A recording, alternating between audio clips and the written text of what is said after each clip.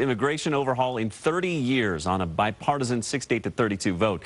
But it's unclear what happens next as this moves to the House. Political reporter Eli Stoko's live with this story new tonight. Eli? Jeremy, the senators actually voted from their seats. They were sitting down today, and Vice President Joe Biden was presiding over the Senate chamber as the vote took place. Those two things are unusual, kind of formalities reserved for very historic votes. And today's vote, a bipartisan vote, indeed was historic, but it is hardly the end of this fight.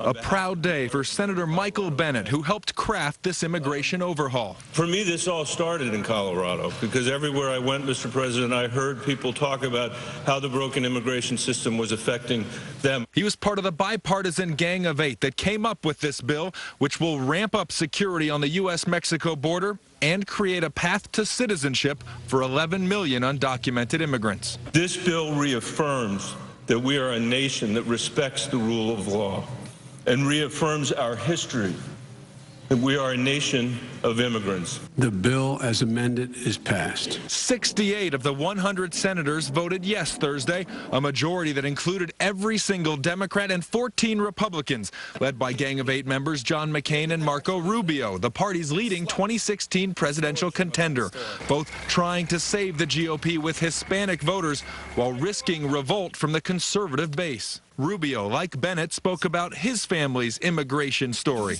Well before they ever became citizens, in their hearts, they had already become Americans. But their unifying message, this is not just my story. This is our story.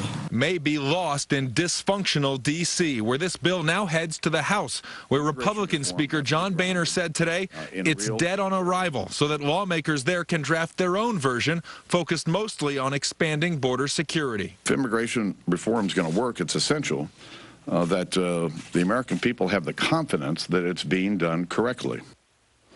Now, I spoke with Senator Bennet by phone just about 30 minutes after the final Senate vote today, and he told me he thinks it's a little too early to call this bill DOA when it gets to the House. He says that people like McCain, Rubio, prominent Republicans, groups like the Chamber of Commerce, basically anyone or any group that has any sway with conservatives will be lobbying hard when this gets to the House, pushing Speaker Boehner to bring this up.